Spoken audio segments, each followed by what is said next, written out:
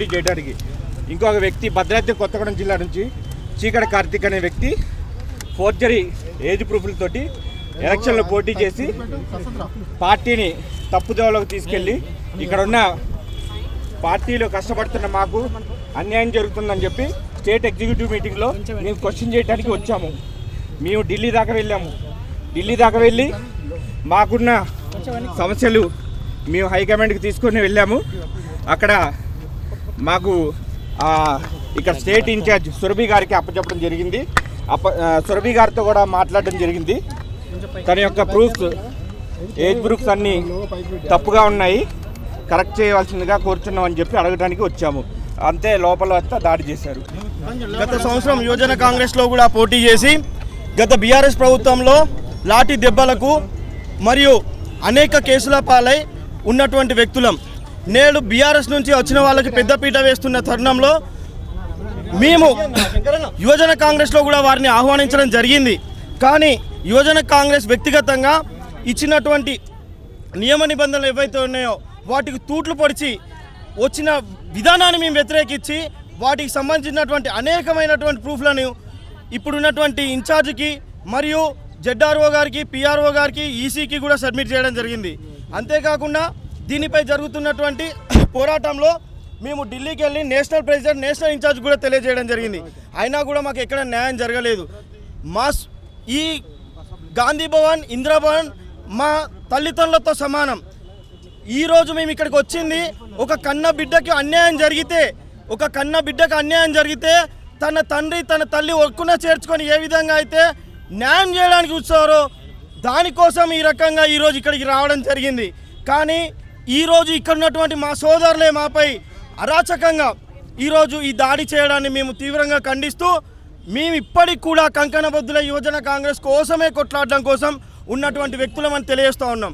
మా దగ్గర ఉన్నటువంటి అనేక ప్రూఫ్లని సబ్మిట్ చేయడం జరిగింది. ఈరోజు మీడియా ముఖంగా కూడా ప్రతి ఒక్క ప్రూఫ్ని మీకు వ్యక్తపరచడం జరుగుతుంది. దయచేసి ఈ ప్రూఫ్లను కూడా చూపించవలసిందిగా మీడియా వారిని కోరుతా ఉన్నా. ఇది డిసిసి భద్రాద్రి కొత్తగూడెం జిల్లా అధ్యక్షులు డిసిసి గారు ఇచ్చినటువంటి ఎవిడెన్స్ సర్టిఫికేట్.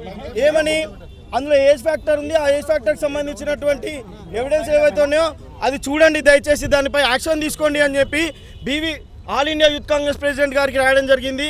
దాంతోపాటు సీసీగా యూత్ కాంగ్రెస్ ఇన్ఛార్జ్ వారికి కూడా, అలాగే మా పార్టీలో ఉన్న ప్యానెల్ వారికి కూడా రాయడం జరిగింది. దానికి సంబంధించినటువంటి సర్టిఫికేట్లో ఇది వారికి సంబంధించినటువంటి ఏజ్ ప్రూఫ్కి సంబంధించి పాస్పోర్ట్ ఇది చెల్లదన్నారు.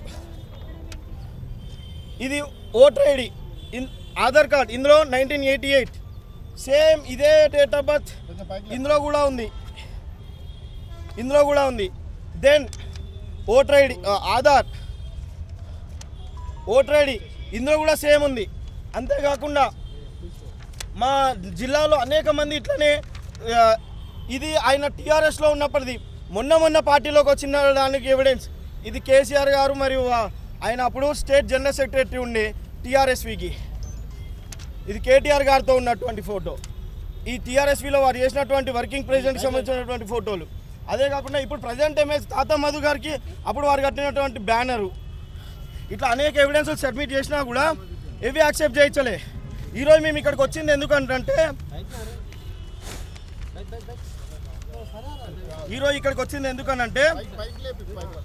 సెకండరీ బోర్డు వారి నుంచి ఈరోజు తీసుకున్నటువంటి డేటు 22/1/2025 వారి సంస్థలతో రాసి 26/8/1988 అనే డేట్ ఆఫ్ బర్త్ ఇది చూపించడానికి, ఈ బాధను వ్యక్తపరచుకోవడానికి మేము చేస్తున్నటువంటి ఫైట్ని మా అధినాయకత్వానికి తెలియజేయడానికి వచ్చినటువంటి మమ్మల్ని ఈ రకంగా భయభ్రాంతులకు గురి చేయడము, మమ్మల్ని హత్యాయత్నం చేయడము, మమ్మల్ని అనేక రకాలుగా ఇబ్బంది చేయడం జరిగింది. దయచేసి మీడియా వారు గమనించాలి. ఇది చూడండి, మీకు ఆల్ ఇండియా యూత్ కాంగ్రెస్ నామినల్స్లో కట్అవుట్ డేట్ ఇవ్వడం జరిగింది. మాకు తీవ్రమైన అన్యాయం జరుగుతుంది. పార్టీ పెద్దల దృష్టికి తీసుకెళ్లడం జరిగింది. దయచేసి మాకు న్యాయం చేయాలని మీడియా ముఖంగా మా అధినాయకత్వాన్ని అందరికీ దండాలు పెట్టి చెప్తా ఉన్నాను. దయచేసి మా అధినాయకత్వం మాకు న్యాయం చేయాలని కోరుతా ఉన్నాము. Save youth Congress, save Bhadradri. Subscribe us and press the bell icon for more interesting updates.